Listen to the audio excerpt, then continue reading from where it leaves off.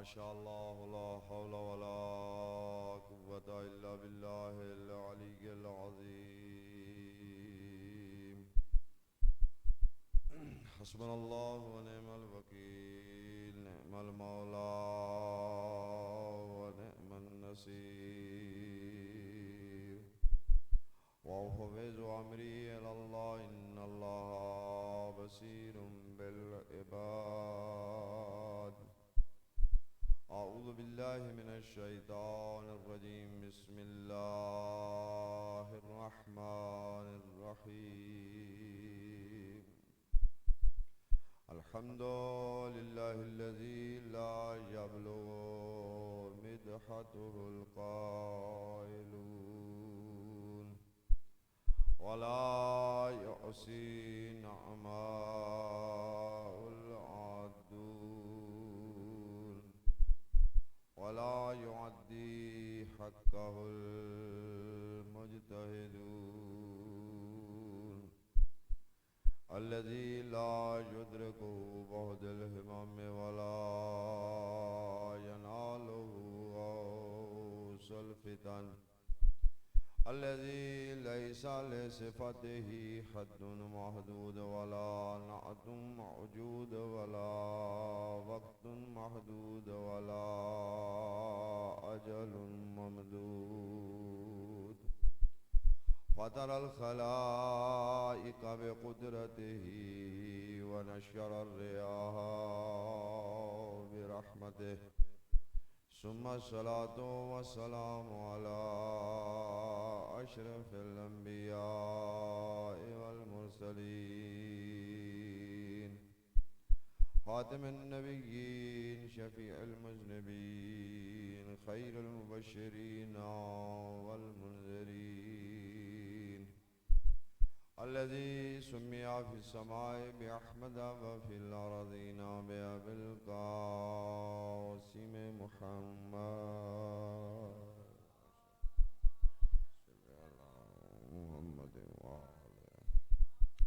व अला आलिहि तय्यबीन अत्ताहिरीन अल मासूमीन अल मज़लूमीन। अल्लज़ीना क़ाला अल्लाहु तबारक व तआला फ़ी हक़्क़िहिम व शानिहिम इन्नमा युरीदुल्लाहु लियुज़हिबा अन्कुमुर रिज्सा अहलल बैति व युत्तहिरकुम तत्हीरा। सल्लल्लाहु व रहमतुल्लाहि अला अहबाबिहिम व असहाबिहिम व शियअतिहिम व मवालीहिम व मुहिब्बीहिम व लानतु दाइमतु अला अदाइहिम व मुखालिफिहिम व ज़ालिमिहिम व गासिबि हुकूकिहिम व मुनकिरि फ़ज़ाइलिहिम व मुक़स्सिरि विलायतिहिम अजमईन मिन यौमि अदावतिहिम इला क़ियामि यौमिद्दीन। अम्मा बअदु फ़क़द क़ाला रसूल सल्लल्लाहु अलैहि वालिहि वसल्लम इन्नी तारिकुन फ़ीकुम सकलैन किताबल्लाहि व इतरती। दुरूद भेजिए मोहम्मद वाले।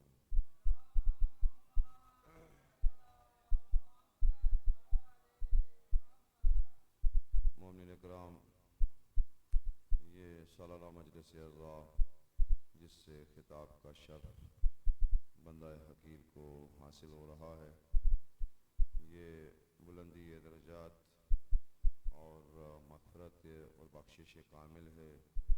मौलाना सैयद तनवीर शिराज़ी साहब मरहूम, ज़ुव्वार मुख्तार हुसैन कुरैशी, ज़ुव्वार मोहम्मद अशरफ कुरैशी, ज़ुव्वार ग़ुलाम अब्बास कुरैशी, कामरान हुसैन, मास्टर साबिर हुसैन कुरैशी, हाजी लाल हुसैन कुरैशी व जुमला मरहूमीन।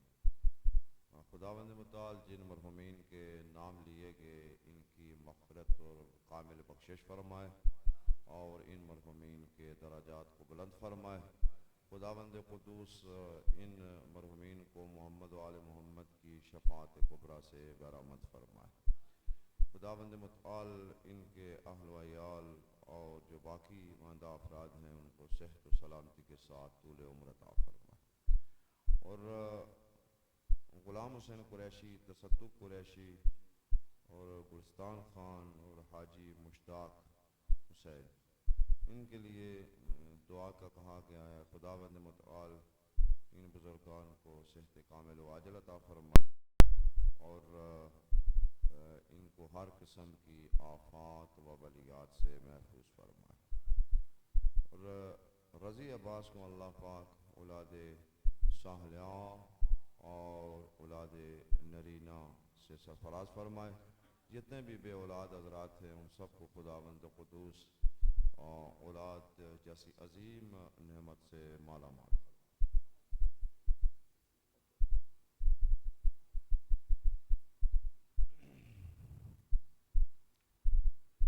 माशाअल्लाह आप इस अजर रसालत की अदायगी के लिए इस अज़ाखाना में आप तशरीफ़ लाए और यकीनन मजलिस अज़ा इंसान के ज़मीर और रूह की ऐसी ग़ज़ा है कि जो इंसान की रूह को तरोताज़ा भी करती है और शादाब भी करती है। और उसके अंदर जो ईमान, क्योंकि ईमान ऐसी शय नहीं है कि एक मर्तबा मिल जाए तो फिर बंदा उससे जो है वो गाफिल हो जाए। ईमान कभी घटता है, कभी ईमान बढ़ता है। तो ईमान एक जगह पे नहीं रहता इंसान का। वो हस्तियाँ और हस्तियाँ हैं कि जिनको कुल्ले ईमान कहा गया है। हाँ, वो उन हस्तियों की बात नहीं है। उन हस्तियों का मामला और हमारा मामला अलग है। हम खाकी हैं, वो नूरी है। हम फर्शी हैं, वो अर्शी है जी। अच्छा, वो ज़ुवात कुदसिया जो हैं वो ताहिरा हैं, यानी पाक व पाकीज़ा ताहिरीन हैं और हम गुनाहों में लथपथ हैं। हमारा जो है ना किसी तौर पे भी उनके ऊपर हमारा क्यास नहीं किया जा सकता। उनका उठना, उनका बैठना, उनका चलना फिरना, अमल अंजाम देना, वो उसके बारे में खुद खुदावंद मुताल ने कुरान करीम में कहा है, वमा तशाऊन इल्ला यशा अल्लाह। ये कुछ चाहते ही नहीं, अगर चाहते हैं तो वो चाहते हैं जो इनका खुदा चाहता है। यानी आले मोहम्मद का हर अमल, हर फेल और उनकी हर हरकत और हर सुकून वो खुदा के लिए है। खुदा की मशीयत जो है वो भी उन्हीं की है। यानी अपना इरादा उनका ज़ाती है ही नहीं। उनका इरादा वही है जो इरादा खुदा है जी। तो लिहाजा हमारा ईमान कभी कम होता है, कभी बढ़ जाता है। भाई हमारी क्या बात है। अगर मेरे पास एक, चूँकि मैं हाफ़िज़ कुरान नहीं हूँ, अगर सूरह अहज़ाब होती तो फिर मैं आपको उससे बताता कि हमारी तो बात कुछ और है। नबियों के साथ बैठे हुए बंदों का ईमान भी कभी कम होता है, कभी बुलंद हो जाता है। वहाँ कुरान को है इससे। तो ये एक बिल्कुल सादा सी बात है। वहाँ बड़ी अजीब कैफियत का नक्शा सूरह अहज़ाब में खींचा गया। इस वक्त एक आध आयत ज़हन में मेरे है, कभी मौका मिला तो फिर मैं पूरी उसके ऊपर गुफ्तगू करूँगा। बड़ा एक अजीब किस्म का एक मार्का था, कुफ्र और इस्लाम का मार्का था। तो उसका नक्शा वो अजीब तरीके से वो खींचा गया है कुरान करीम। तो अब ये ईमान की कमी थी। जब वसवसा आता है ना बंदे के अंदर, तो वो ईमान की कमी की वजह से आता है। वसवसा आ जाता है, तरह तरह के ख्यालात आ जाते हैं। जिसका ईमान कामिल होता है, जिसका यकीन कामिल होता है, उसके अंदर कभी भी वसवसा नहीं आता। उसको अगर किसी ऐसी काल कोठरी में बंद कर दिया जाए कि बिल्कुल उसका कोई निकलने का रास्ता ना हो, तो फिर भी वो इतना मुतमईन होता है, उसे अपने अल्लाह के ऊपर यकीन होता है। और फिर ऐसी भी सूरत हाल होती है कि ईमान अगर इंसान का कामिल ना हो और उसका यकीन कामिल ना हो, तो वो रसूल के पास बैठ कर भी कभी सांप से डरता है, कभी अंधेरे से डरता है जी। ये ईमान कामिल ना हो तो वो इंसान घबरा जाता है। ये हकीकी बात मैं कह रहा हूँ कि रसूल के होते हुए साथ साथ रसूल तसल्लियाँ भी दे रहे हैं, फिर भी इंसान घबरा जाता है। ये क्या है? तवज्जो फरमाएं आप, एक सलवात भेजे मोहम्मद वाले मोहम्मद, अल्लाहुम्मा सल्ली अला मोहम्मद वाले मोहम्मद। ये ईमान की कैफियत है ना, ये कैफियत है। ये हम किसी को जलाने के लिए माज़ अल्लाह, हमारा चूंकि ये तरीकाकार ही नहीं रहा है कि हम किसी को ताना करें किसी के ऊपर, ये कुरान ने इन चीज़ों सबको नकल किया है। तो इस तरारी कैफियत जो होती है ना, उसमें फिर बंदा अजीब अजीब हरकत और सकनात इंसान करता है। तो वहाँ का नक्शा जो खींचा है वो अजीब खींचा है नक्शा, कि जिस वक्त को बहुत बड़ा बहादुर था, बहुत हज़ारों को लोगों को मारने वाला था। तो वैसे जिसने खंदक खोदने का मशवरा दिया था ना, उसने मशवरा ऐसा दिया था कि उससे ना घोड़ा इधर आ सके और ना ही कोई बंदा आ सके। लेकिन अल्लाह जाने वो कौन लोग थे जिन्होंने खंदक को थोड़ा सा किसी जगह से तंग रखा। हाँ ये बात है, तंग रखा। और उसने देखा कि किसी जगह से खंदक को तो क्रॉस करना मुश्किल है, लेकिन एक जगह उसको ऐसी मिल गई जहां से उसने क्रॉस किया और फिर आके बिल्कुल पैगंबर के खेमे के सामने आ गए। तो अब जो खंदक की जो सूरत हाल थी वो, उस पर बड़े लोग मुतमईन थे, आर्जी तौर पे मुतमईन थे, लेकिन जब वो सामने आ गया तो उसने अजीब किस्म के जुमले कहे। उसने कहा भाई मैंने सुना है कि तुम्हारा ईमान है कि जो किसी को मारे कत्ल करे वो भी जन्नत में जाता है, या किसी को कत्ल करते हुए खुद कत्ल हो जाए वो भी जन्नत में जाता है। तो आओ या मुझे कत्ल करके जन्नत में जाओ या मेरे हाथों से कत्ल हो के जन्नत में जाओ, यानी दोनों रास्ते में तुम्हारे लिए खुले रखता हूँ। और किया उसने क्या कि इस तरह नेज़ा, यानी इंतहाई हकारत अमेज और इंतहाई गुस्ताखी के आलम में पैगंबर के ख़ैमा के सामने। अब वहाँ पे जो नक्शा खींचा है ना, वो क्या है? ईमान की कमी है, बिल्कुल ईमान की कमी है और यकीन नहीं है। इसीलिए इस मंजर को जब इकबाल ने पेश किया ना, तो उसने कहा सुन है तहजीब हाजिर की गिरफ्तार। इकबाल ने कहा सुन ए तहजीब हाजिर के गिरफ्तार, गुलामी से बदतर है बेयकीनी। गुलामी यानी गुलामी भी बुरी शय है, लेकिन गुलामी से भी बदतर बेयकीनी है। इसीलिए तो बंदे कहते हैं या रसूल अल्लाह तुसी अल्लाह दे रसूल हो। जी जी क्यों नहीं, मैं तो अल्लाह दा रसूल हूं। कहा जी मैनू शक अगे भी पैदा रहा, लेकिन अज मैनू बड़ा शक पे आया थोड़े। ये अल्फाज मिलते हैं तारीख में। ये क्या है? ये शक है, बेयकीनी। अच्छा इसको हम तो बेईमानी किसी और मानों में इस्तेमाल करते हैं ना, बेईमान फलाना बंदा बड़ा बेईमान है, किसी के ऊपर तोहमत लगाना या किसी बंदे को, चूंकि ईमान का मामला दिल के अंदर का मामला है तो किसी को, लेकिन बेईमानी, बेईमानी यानी ईमान का कम होना या ईमान का सिरे से ना होना। ठीक है, तो जब उसने ये किया तो फिर आप वो जो नक्शा खींचा वो लोग घबरा गए। रसूलुल्लाह ने लश्कर की तरफ देखा और कहा भाई इसका कोई चैलेंज, कोई खामोशी। तारीख ने लिखा है तीनों बार मरतबा अमीरुल मोमिनीन उठे, अमीरुल मोमिनीन उठे। तो वहाँ पे जो नक्शा 7-8 आयात में खींचा गया है कि याद करो उस वक्त को जब लश्कर का तुम्हारे ऊपर चढ़ के दौड़, अब बंदा एक आया है, ठीक है, तो यानी वो बंदा इतना अजीम था कि वो उसको पूरा लश्कर अजीम, यानी उन मानों में अजीम, यानी बहादुर था, दिलेर था बंदा। उनका कहा वो लश्कर जब आ गया तो तुम्हारी आंखें फटी की फटी रह गई और तुम्हारे कलेजे जो है ना वो तुम्हारे मुंह की तरफ आ गए। ये क्या है? ये क्या है? ये ईमान की कमी है। जिसको पता है कि मेरा खालिक अल्लाह है, ना बंदा किसी को कोई मार सकता है और ना ही किसी को कोई जिंदगी दे सकता है, अगर ये यकीन कामिल हो तो वो फिर मैदान में जाते हुए घबराता नहीं है, मैदान से भागता नहीं है, मैदान से डरता नहीं। ईमान की कमी है। और वहाँ पे जो एक बड़ा ख़तरनाक किस्म का आया मजीदा में जुमला है, जब मैं उसके ऊपर गौर करता हूँ तो वो है व तज़ुन्नून बिल्लाहि ज़ुन्नूना, और फिर तुम जो है वो अल्लाह के मतलब अजीब अजीब किस्म के गुमान करने लग। यानी यहाँ तो रसूल थे, रसूल उधर ही रहे, अल्लाह के ऊपर बदगुमानियाँ शुरू हो। बदगुमानी यानी बदगुमानी करना, यानी अजीब अजीब किस्म की ख्याल आने लगे। क्या कि ये जो मदीना से निकलते वक्त जो हमसे वादा किया गया था ना, वो हमारे साथ धोखा किया गया है। अजीब है, ये धोखा हमारे साथ किया गया। हम तो किसी और चक्कर में थे कि चले जाएंगे, कोई थोड़ा बहुत आगे पीछे करके, जंग तो कोई और फतह करेगा, तो वापसी भी हम मालिक गनीमत लेके मदीने के जो दुकानदार हैं उनका कर्जा उतारेंगे। लेकिन यहाँ तो सूरत हाल और बन गई है। एक सलवात भेजे मोहम्मद वाले मोहम्मद बुलंद आवाज़, अल्लाहुम्मा सल्ली अला मोहम्मद वाले मोहम्मद वाजले। तो ये दुकानदारों के कर्जे उधर के उधर ही रह गए और वो कर्जा भी ना उतरा, और ये तो अजीब किस्म की एक बला और खौफनाक चीज़ हमारे सामने खड़ी हो गई। ये ईमान की कमी। गर्ज में अर्ज कर रहा था, ये इतनी तमीद मैंने किस लिए बांधी है, ये बार बार क्यों कहा गया कि मजलिस करो, मातम करो, आज़ादारी करो? क्योंकि इंसान का ईमान कभी कम होता है, कभी बढ़ता है जी, और कभी कभी बंदा बिल्कुल ही बेईमान हो जाता है।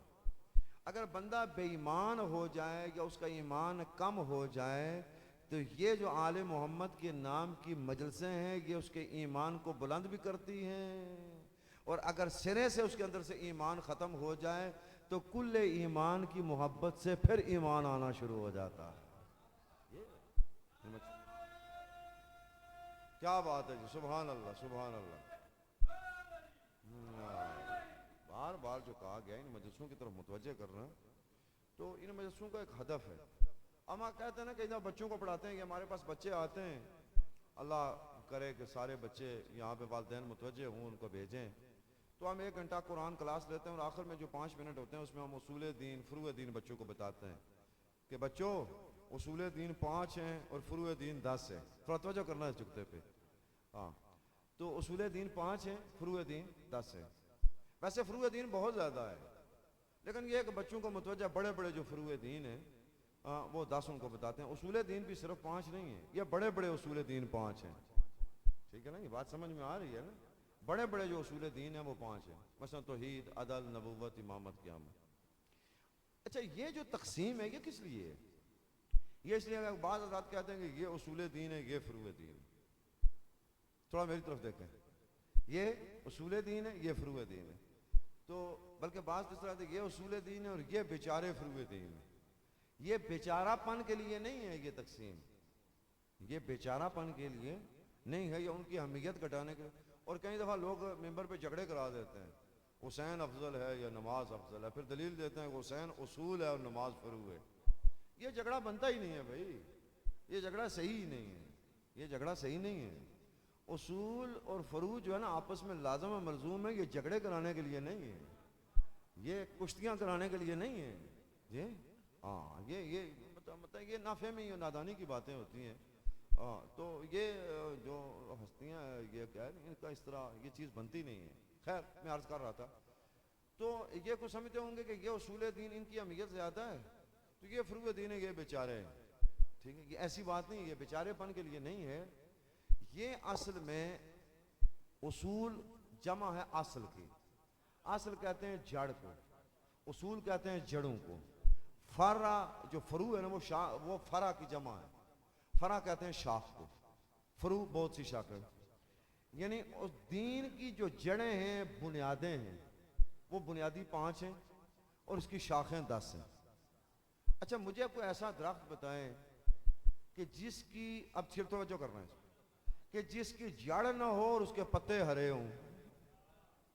ऐसा कोई दरख्त आपने देखा है जिसकी जड़ सूख गई हो या ख़त्म हो गई हो, गल सड़ गई हो, और वो दरख्त ऊपर बराबर आओ? ये हो ही नहीं सकता। तो ये बेचारेपन के लिए नहीं है, ये दोनों चीज़ें लाजम और मलजूम हैं। अगर जड़ है तो फिर शाख लाजमी है, ठीक। अलबत्ता कि एक जड़ के बगैर शाख नहीं हो सकती, ये है। जड़ के बगैर अगर जड़ नहीं होगी तो फिर शाख होगी नहीं, तना होगा ही नहीं, पत्ते लगेंगे ही नहीं, बर्ग, ये कोई चीज़ नहीं होगी। वहाँ फल लगेंगे ही नहीं, फल देगा ही नहीं। अल्लाह अकबर। ख्वाजा साहब ने बड़ा खूबसूरत जुमला कहा है, लेकिन इस जुमले को मैं महफूज कर लेता हूँ ताकि आगे जिस वक्त मैं टीप का बंद पढ़ूँ तो उस वक्त ये फल वाला मैं मिसरा पढ़ूँ। ठीक है ना यार? सुभान अल्लाह जी, खुदा आपको सलामत रखे। बड़ी ये मकबूल मजलिस है और बानियान मजलिस भी माशाल्लाह बड़े मुखलिस है। ये सफ़े आज़ा उन्होंने बचाई।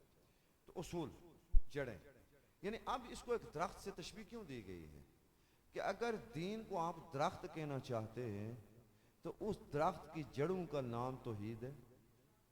अच्छा, उस दरख्त का नाम अदल है, उसकी जड़ों का इमामत है, विलायत है, क़यामत। अच्छा, वो जो जड़ अगर सही हो ना, अगर जड़, ये जुमला बड़े गौर से सुनना है आपने, बेशक नारा ना लगाएं, सलवात ना पढ़ें, लेकिन ये जुमला बड़े गौर से सुनें। अगर इन जड़ों के ऊपर ईमान भी कामिल हो, बाजार जड़ से तो तशबीह दी जा रही है ना, जड़ है तो नहीं है ना, ये समझाया जा रहा है हम जैसे बंदों को, कंफर्म बंदों, बिस्मिल्लाह, तो कंफर्म बंदों को समझाया जा रहा है। अब अगर जड़ सही है, अदल की जड़, तौहीद की जड़, विलायत और इमामत, अब मैं लफ्ज़ बदलता हूँ, जड़ से हो सकता है बाज़ बंदे घबरा जाएं कि ये क्या कहता है। मैं कहता हूँ बुनियाद, बुनियाद तौहीद सही है बुनियाद विलायत और इमामत सही है, नबूवत सही है, माद सही है, तो अब उसका नतीजा क्या होगा कि नमाज की शाखें निकलेंगी। सुभान अल्लाह जी, क्या बात है जी, सुभान अल्लाह जी, सुभान या अली। काज़मी साहब, उसूल दीन और फरूज़ दीन पे बात हो रही है। अब अगर वो बुनियाद यानी जड़ सही है, निकलेगी। अब अगर किसी बंदे को देखे ना कि वो कह रहा है कि अल्लाह या नबी जी या रसूल अल्लाह या अली मौला अली जी, लेकिन नमाज से दूर है, अहकाम इलाहिया से दूर है, तो समझ लो कि उसकी बुनियाद में कोई खामी है। सुभान अल्लाह जी, सुभान अल्लाह। बुनियाद में खामी है। क्यों? कि अगर बुनियाद सही है तो उसका नतीजा लाजमी है कि फल लगेगा और फिर उसके ऊपर बरगो बार तना हरा भरा रहेगा। अब वो खुद कह रहे हैं कि ये जड़ है और ये शाख है। अब शाख निकलेगी तो शाख के ऊपर पत्ते भी लगेंगे। तो अब मैं कैसे आपकी खिदमत में अर्ज करूं, सूरह इब्राहीम में 2 आयतें हैं। एक आयत को कहते हैं शजरा तैयबा, एक आयत को कहते हैं शजरा खबीसा। अल्लाह कह रहा है शजरा तैयबा, अल्लाह मिसाल पेश करता है शजरा तैयबा की कि जिसकी जड़ जमीन पे है और उसकी शाखें आसमान पे है। आय आय, क्या बात है जी, सुभान अल्लाह या सलामत रहे जी, क्या बात है जी, सुभान अल्लाह। इससे मालूम होता है कि बंदे चंद भी बैठे हों, अगर समझने वाले हों तो वो फर्श को अर्श मुअल्ला बना सकते हैं। सुभान अल्लाह भाई, क्या बात है, सुभान अल्लाह। अब देखें अल्लाह मिसाल पेश करता है किसकी, शजरा तैयबा की।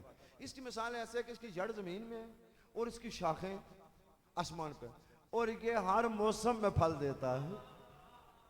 ठीक है जी, मैं चूंकि हाफिज नहीं हूँ, कारी नहीं हूँ, ठीक है, लेकिन मुहाफिज जरूर हूँ। हाफिज होना बड़ी बात नहीं है, मुहाफिज होना बड़ी बात है। ठीक है जी। अच्छा जी, तो वो ये हर मौसम में ये फल देता है। ठीक है जी। तो सरकार रिसालत मआब के पास सहाबा इकराम बेचारे बड़े आशिक थे रसूलुल्लाह के ना, तो जरा सी कोई बात होती थी तो बारगाह पैगंबर में पहुंच जाते थे, यार रसूलुल्लाह ये कोई बात हमें समझ में नहीं आ रही, ये मक्के मदीने में है तो यहाँ तो शाखों वाला इतना चक्कर नहीं है, एक खजूर हो 100 फुट लंबी, तो ये कैसा दरख्त है कि जिसकी शाखें भी निकली हुई हैं। ये तो है, लेकिन ये कि ये इससे कुछ समझ, ये खजूर की तरफ इशारा है या किसी और तरफ इशारा है।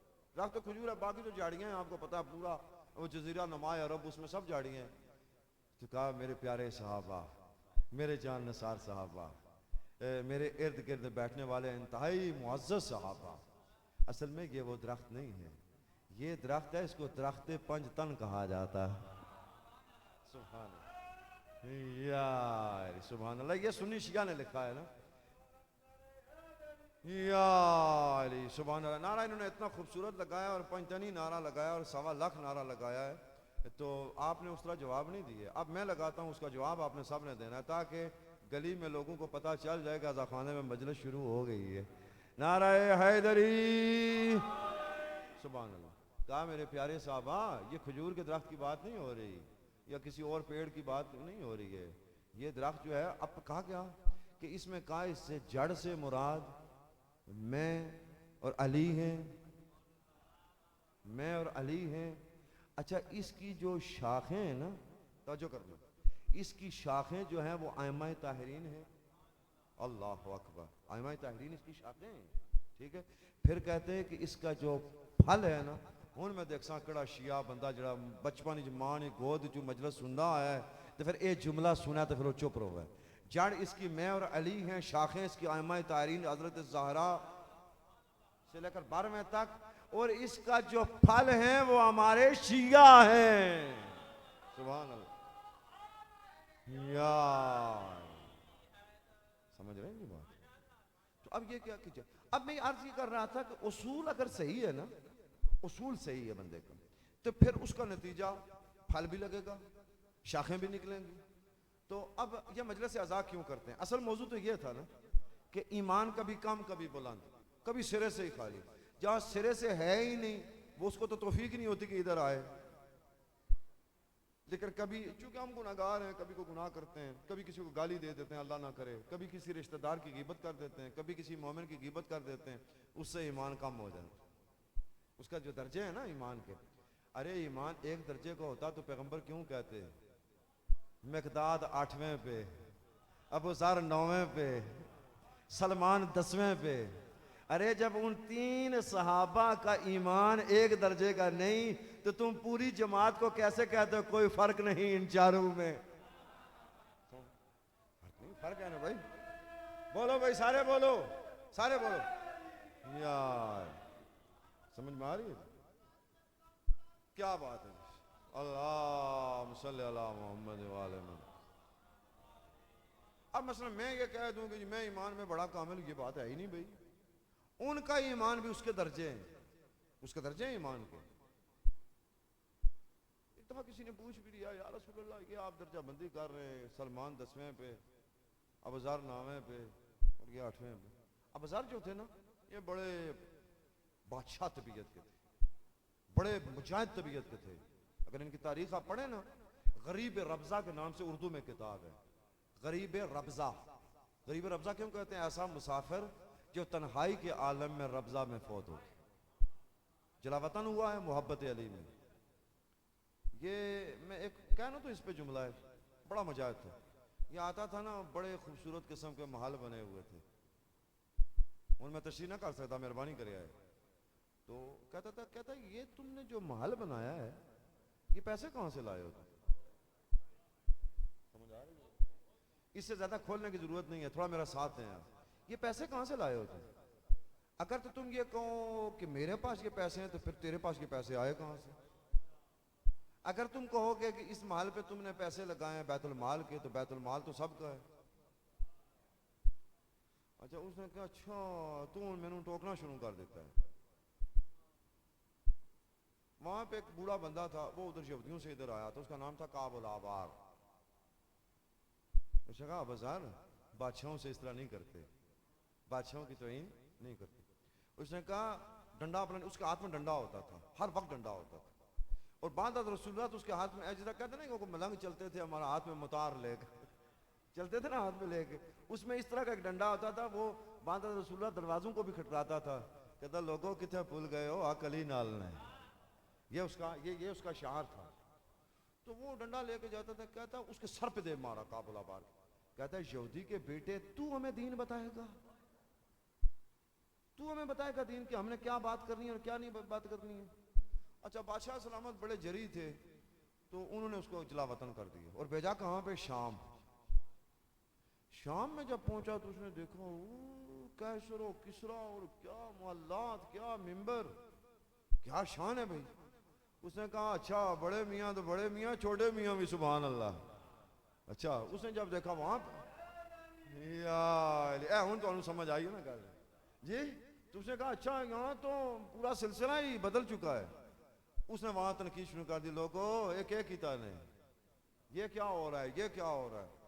उसने कहा अच्छा तू अपने सिरों ला के तो मेरे हवाले किया है जी। उसने फिर एक नंगी पुश्त पर एक ऐसा लागर ऊंट जिसकी हड्डियां निकली हुई, जिस पर बैठना मुश्किल था, उसके ऊपर बिठाया। कहते हैं तारीख वाले कि जब मदीना वापस आया तो अबूज़र का गोश्त उसकी हड्डियों से जुदा हो गया, फिर जलावतन हो गया।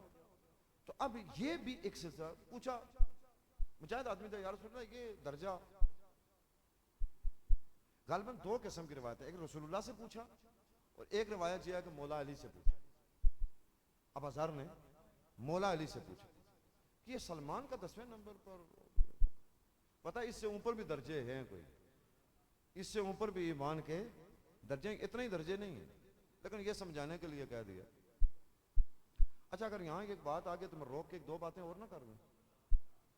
कहा कि सारी दुनिया जन्नत के लिए मरती है, सारी दुनिया जन्नत के शौक रखती है, जन्नत के हम जाएंगे, कमली वाले ताजदार के सोने और प्यारे और खूबसूरत हाथों से जामे कौसर पिएंगे और सीधे हंसते हुए जन्नत में चले जाएंगे। कहते हैं ऐसे ही है ना, सब इश्तियाक रखते हैं, शौक रखते हैं। कहते हैं हर बंदे को जन्नत का शौक है और 3 बंदों के लिए जन्नत इश्तियाक रखती है। वो 3 बंदे कौन है? मिक़दाद, अबूज़र, सलमान। खैर साहब आज बड़ा जुमला कहूंगा, इन 3 बंदों का जन्नत इनकी मुश्ताक है कि ये जल्दी जल्दी। अब एक चीज तो समझ में आ गई ना, और मौलाना तारक जमील साहब का क्लिप मौजूद है, इस पे मौलाना तारक जमील साहब के लिए बहुत से मोमिनीन ने देखा हो ये लेकिन मैं उस तरफ इशारा नहीं करना चाहता। इन तीनों की जन्नत मुश्ताक है। पैगंबर कहना क्या चाहते हैं, जिस बंदे को समझ आया मेरे हक की दुआ करे तो चुप ना करे, चुप ना रहा हो, ठीक है, दुआ करे। तवज्जो, पैगंबर एक तरफ से इन तीनों का मकाम बताना चाहते हैं।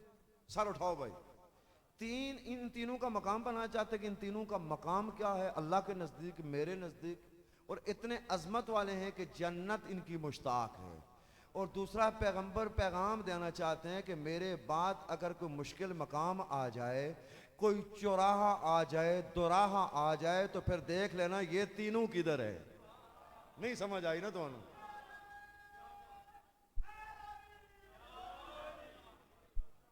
ये तीनों कोई दोराहा, मुश्किल रास्ते आ जाते हैं ना, मुख्तलिफ रास्ते। एक ये जा रहा है जनाब मियाँ मोहम्मद रोड जा रही है, खड़ी की तरफ जा रहा है, एक पिंडी की तरफ जा रहा है, एक डडियाल की तरफ जा रहा है, कोटली की तरफ जा रहा है। अब एक मेरे जैसा अजनबी बंदा शहर में आ जाए तो फिर कहा, फिर देख लेना अगर कोटली वाली रोड जन्नत की तरफ जा रही हो तो फिर देख लेना ये तीनों किधर खड़े हैं। आलमी तो गल पहुंची नहीं मेरे ख्याल। एक सलवात पढ़ो मोहम्मद वाले मोहम्मद बुलंद, अल्लाहुम्मा सल्ली अला मोहम्मद वाले मोहम्मद। ठीक है जी। अब थोड़ा सा फिर चलते हैं। मौला अली या रसूलुल्लाह, पूछा कि ये कैसे हो सकता है? कहा मैं अभी बताता हूँ। बैठे हुए थे बारगाह अली में या बारगाह मुस्तफ़ी, लेकिन मुझे ज़्यादातर अगलब गालिब यही ख्याल है कि मौला अली की बारगाह में आबाजार थे। कहा बाजार मैं तुम्हें समझाता हूँ। कहा मौला समझा दे। कहते अचानक मौला हसन और हुसैन आ गए। कहा बाजार उठो, इन पैगंबर के बेटों को कत्ल कर दो। अबाजार के हाथ कांपने लगे। थोड़ी तवज्जो करना, हाथ कांपने लगे। कहा या रसूल या मौला अली, पैगंबर के नवासे ज़हरा के जिक्र गोशी, जानाने जन्नत के सरदार रसूलुल्लाह के बेटे, मैं तो कोई बात नहीं, बैठ जाओ। थोड़ी देर गुजरी तो जो 10वें दर्जे वाला था, पता नहीं तुसा कड़ी हैरानी और परेशानी में बैठे जी, वो आ गया। सलाम अलैकुम सलाम, बैठो। अभी बैठा नहीं पाया तो कहा फिर उठो, तलवार उठाओ। इनके सर कलम में फौरन तलवार उठाई और तलवार सौंत। कहा बस सलमान रुक जा। अब अजार देख लिया है, इसी को कहते हैं 9वां दर्जा और इसी को कहते हैं 10वां दर्जा। अली के हुक्म में फिर सोचना नहीं है कि अली ने क्या कहा। अली जब कहे तो फिर लम्हे भर के लिए भी सोचना नहीं कि अली ने क्यों कहा, कब कहा, कैसे कहा, क्यों कहा, नहीं, बस अली ने कह दिया तो मिन्नों पे उस पर अमल करना, यह मकाम है सलमान का। अल्लाह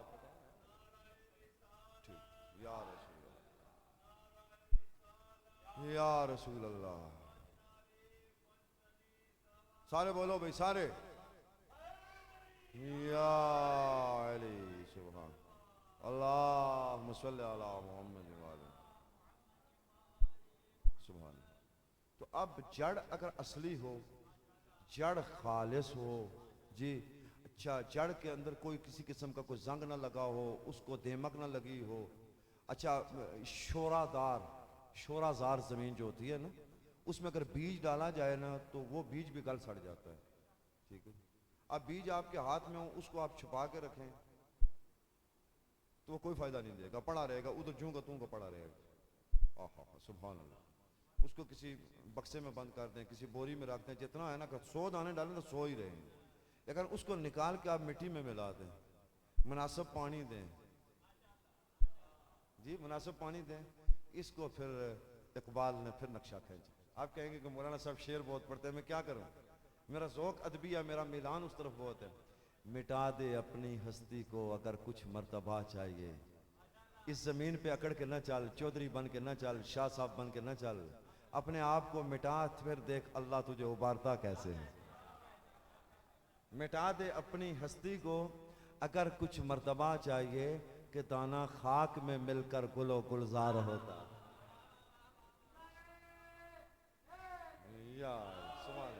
माशाल्लाह जी, आपने यकीनन बड़ा असर लिया है इसका। जब तक दाना खाक में ना जाए ना, हाँ, गुलाब की जड़ और उसका दाना या बीज खाक में ना जाए, कभी गुलाब उसके ऊपर नहीं लगता, पहले खाक में लग। अच्छा, अब मैं यहाँ पर एक और जुमला कहता हूँ। अच्छा, दुनिया जिसको खाक में दबाती है, अल्लाह उसको उबार के फिर गुलो गुलजार बना देता है। लिहाजा डरा ना करो कि फलां मुझे दबा गया है, फलां मेरी हैसियत को कम कर गया। ओ यार, किसी की हैसियत को कम कर सकता है जी? इज्जत और जिल्लत अल्लाह के इख्तियार में है, कोई नहीं दबा सकता किसी को। हाँ, कुछ लेकिन खाकी हो ना, ये मयार है कि जो चीज खाक में जाती है, खाक अमानत के साथ उसको अपने पास रखती है और फिर उसको। लेकिन अगर वही जमीन शोरादार हो, कलरी जमीन है, जिसको हम आप पुठवारी में और आपकी जुबान कश्मीरी में कलर वाली जमीन, शोरादार में बीज कर सकते, उसके लिए मुनासिब जमीन का होना जरूरी है। जमीन अच्छी हो, अगर जमीन अच्छी हो तो वहां जड़ लगाई जाए तौहीद की। अच्छा, जिनकी जमीन अच्छी नहीं थी उनको कुरान ने कहा खतम अल्लाह अला कुलूबिहिम। पता नहीं जागते बैठे हो या नहीं बैठे हो। क्या बात है भाई, सुभान अल्लाह। मैं तो मजलिस ऐसे पढ़ रहा हूँ जैसे नश्तर पार्क कराची में पढ़ रहा हूँ। उन तुसा घबराहट तारी करो अपने ते, तो फिर मेरा कसूर तो नहीं ना जी। सारे बोलो भाई या जी। अब अगर वही तूने कहा ये जमीन अच्छी नहीं है, ये जमीन जो है ना ये अच्छी नहीं है, ये जमीन जो इसमें खतम अल्लाह अला कुलूबिहिम, मेरा अभी इन्नल्लज़ीना काफिर, ये काफिर जो है ना इनको आप डराएं, अंजार करें, जो कुछ करें, नहीं ये जमीन है ही नहीं, ये शोरादार जमीन है, ये कलरी जमीन है, बड़ी अजीब जमीन है ना, ना इधर ये पौधा लगाए ही नहीं, अब ये जड़ लगाए ही ना। उससे आगे फिर एक और जमीन है, कहा यहाँ पे तो लगी है लेकिन इन्होंने मुनासिब पानी हवा का बंदोबस्त नहीं किया, लिहाजा मुनाफिक बन गए। हाँ, वो भी नहीं है। कहते हैं आमन, हम ईमान लाए, लेकिन जब अपने पीरों के पास जाते हैं तो कहते हैं नहीं, हम तो उनसे ठट्ठा कर रहे थे, हम उनसे मजाक कर रहे थे। तो फिर कौन सी ज़मीन है जहाँ पे ये लगा? वो मोमिनीन जो साहिबान ईमान हैं, वहाँ पर जब ये लगा तो फिर उसका असर ज़ाहिर हुआ, असर ज़ाहिर हुआ उसका, फिर शाखें निकलना शुरू हो गई, फिर वो आहिस्ता आहिस्ता दरख्त कदावर होता गया, ठीक है, शाखें निकली, फिर उसके बाद फल। अब जब जड़ सही हो तो शाखें सही, अगर जड़ खराब हो जाए ना तो आप आपने कभी देखा है आपने किसी को पत्तों को पानी दिया हो किसी ने, या शाखों के ऊपर बाल्टियां भर के या डब्बा भर के किसी ने सुबह सुबह फेंका हो? नहीं फेंकता कोई भी जी। उसकी जड़ में पानी देते हैं कि ताकि इसकी जड़ सलामत रहे। शाखों पे पानी, अगर जड़ सही ना हो तो शाखें अगर आर्जी तौर पे बनावटी शाखें लगा दी जाए ना तो वो फिर बनावटी शाखें ही होंगी, वो मुस्तकिल शाखें नहीं होंगी। उनके ऊपर कई दफ़ा देखा होगा कि लोग बनावटी फूल लेके लगा देते हैं, ठीक है जी, और वो आर्जी तौर पर जीनत चमन होते हैं, मुस्तकिल नहीं होते। बाद मुखालिफ का कोई तपेड़ा आया, इजमा का, शूरा का, सकीफा का, तो फिर वो आर्जी जो जीनत होती है वो खत्म हो जाती है, जीनत खत्म हो जाती है। नहीं क्यों? क्योंकि जड़ जो है वो मजबूत नहीं थी, वो खत्म हो जाती। लिहाजा पानी वहां पे कोई नहीं देता, पानी जड़ में देते हैं। अब अगर जड़ शाख सूखी हुई है, पत्ते सूखे हुए हैं, समझ लो कि उसकी जड़ में कोई खराबी। अब नमाज नहीं अदा कर रहा मोमिन अली वाला, मस्जिद में नहीं आ रहा, मस्जिद को थाना समझ रहा है, अलियाज़ु बिल्लाह, तो समझ लो कि उसके अकीदा विलायत की जो जड़ और बुनियाद है उसमें कोई कमी है। अगर कमी ना होती तो फिर ये कैसे हो सकता है कि अली 2000 सजदा करने वाला अली, 1000 रकात, तो हर रकात में 2 सजदे हो गए खालिद साहब, 2 सजदे हो गए, तो 2000 सजदे करके अली फिर भी खालिक की बारगाह में कहता है अल्लाह तेरा हक नहीं अदा हो सका जो तेरी इबादत का हक था। तो फिर सही नहीं है, तो अब क्या करना पड़ेगा? फिर वहां पानी फेंकेंगे? नहीं, उसकी जड़ के में पानी फेंकेंगे, उसकी जड़ के अंदर खराबी है। तो हूं मेरे दोस्तों, अगर तुम बेदार हो तो बड़ा खूबसूरत जुमला, इस पूरे 6 माह मुझे हो गए, 6 माह में पहली दफा खूबसूरत जुमला कहने लगा हूं, और इससे पहले खूबसूरत जुमला मैंने नहीं कहा। ये मजलिसें जो कायम होती हैं ना, ये शरारत के लिए नहीं, अपना कद बढ़ाने के लिए नहीं, अपने आप को बड़ा पानी बनाने के लिए नहीं, ये सूखी हुई जड़ों में पानी देने के लिए ये मजलिसें कायम होती है। सुभान अल्लाह भाई, सुभान अल्लाह, क्या बात है जिसमें ये सूखी हुई जड़ें हो ना, जहाँ जड़ देखा विलायत की जड़ थोड़ी सी सूख रही है, पानी दो, किससे? जिक्र अली से। ये इसलिए होती है, ये वो दरख्त नहीं जो बाहर लगे हुए हैं चमन में, बगीचे में, ये दरख्त किसका? तौहीद का दरख्त, दीन का दरख्त, इस्लाम का दरख्त। वो कभी सूखता है, तो ये बार बार जो हमारे आइमा तारीन ने कहा कि दो बंदे भी इकट्ठे हो जाओ तो जिक्र अली करो। जिक्र अली मुर्दा जमीनों को जिंदा करता है। इसीलिए किसी शायर ने कहा था, हमारे दोस्त हैं आजकल नजफ में होते हैं, मिर्जा हुसैन साबरी, बड़े फाजिल किस्म के शायर, वो कहते हैं जिस तरह जिक्र अली जरूरी है जिंदगी के लिए। कौन सी जिंदगी? बंदा कभी जिंदा होता है, कभी मुर्दा होता है। हो सकता है मैं आपके सामने इस तरह जिंदा बैठा हूं, लेकिन हकीकी मानूं मैं मुर्दा हूं। जो अंदरूनी तौर पे मुर्दा हो जाए उसको जिंदा करने के लिए जिक्र कुरान जरूरी है, जिक्र अली जरूरी है। और ये बार बार जो हम मजलिसें करते हैं, जो अशरा में जिंदा नहीं हुआ है वो खमसा में जिंदा हो जाए, जो खमसा में नहीं जिंदा हुआ वो मखसूसी मजलिस में जिंदा हो जाए जी। और उसकी जो सूखी हुई जड़ें हैं उनमें पानी दें। तो ये पानी उलमा ज़ाकिरीन, आप बताएं ये कितना मुश्किल काम है। अब एक बंदा आए, वो 1 घंटा बस अपने आप के मुजाहरा करे, लोगों को खुश करके चला जाए, उसको पता ही ना चले कि कौन सी जड़ अब यहाँ पे सूखी हुई है और मैंने वहां पे कौन सा पानी देना है। क्या है फिर उसको जवाब? मैंने कहा आप तो आ गए घर से उठ के, आपका नहीं है। हाँ, आप सुन के अगर अमल नहीं करते तो फिर आपको जवाब देना पड़ेगा। ये जो आप बैठे हुए, आप सब बंदों का हिसाब मुझे देना पड़ेगा।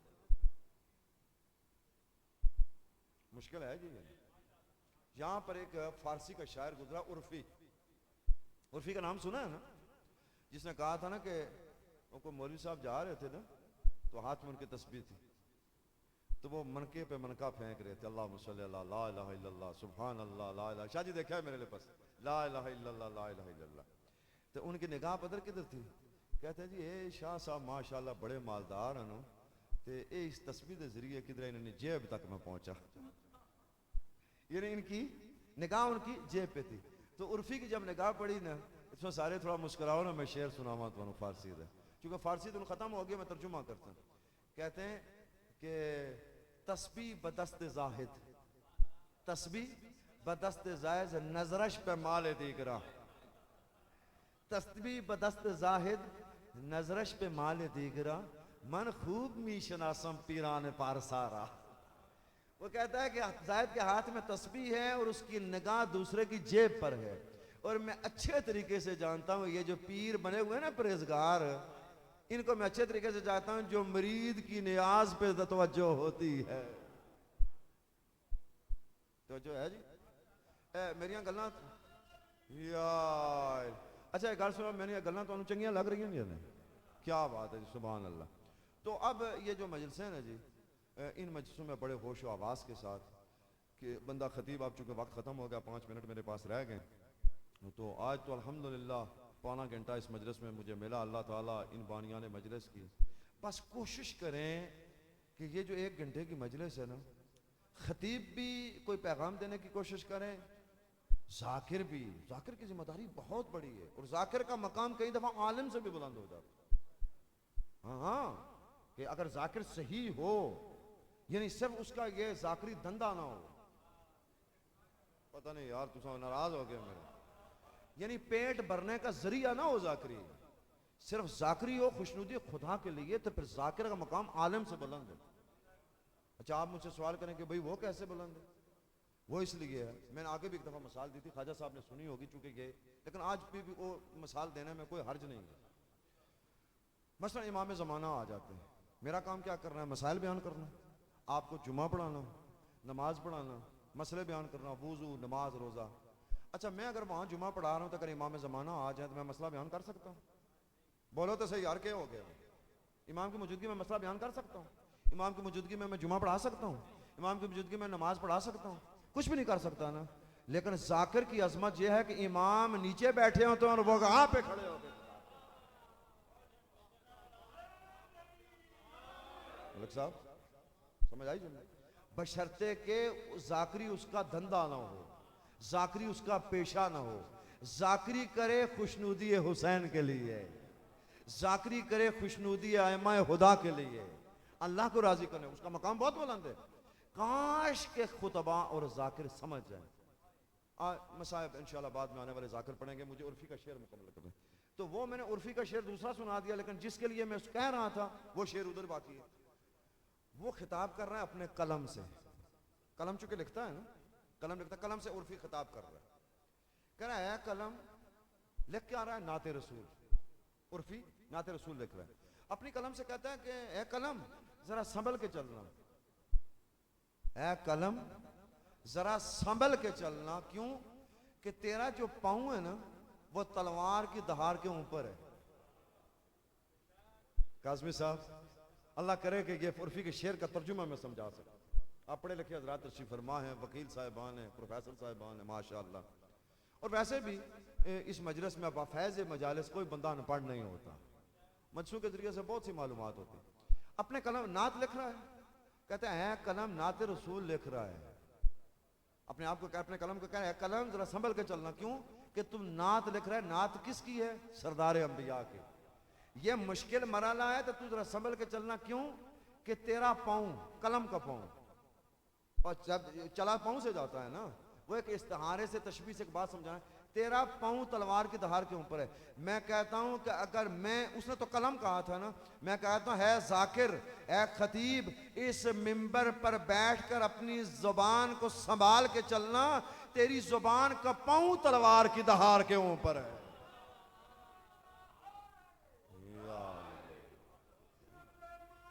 सारे बोलो भाई यार, बस ये मेरा पैगाम था। मैं अपने आप को कहता हूँ कभी किसी के ऊपर तनकीद नहीं की, कभी किसी को बुरा भला नहीं कहा। एक सोचने की बात है ना। अब देखें इस मजलिस में कितना खर्चा हुआ है, स्पीकर से लेकर इमाम बारगाह से लेकर जाकरीन का खर्चा।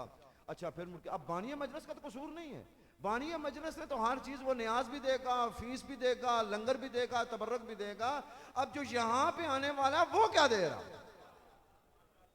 वमा अलैना इल्लल बलागुल मुबीन व आखिरु दावाना अल्हम्दुलिल्लाहि रब्बिल आलमीन। मेरे पास बेहतरीन ज़ाकिर हैं, वो मसाइब पढ़ेंगे क्योंकि वक्त पूरा हो गया और मेरी रीत है कि मैं अपने वक्त से 1 मिनट पहले छोड़ता हूँ। 3:15 तक वक्त था, अभी 14 मिनट हुए हैं, मैंने छोड़ दी। वस्सलाम।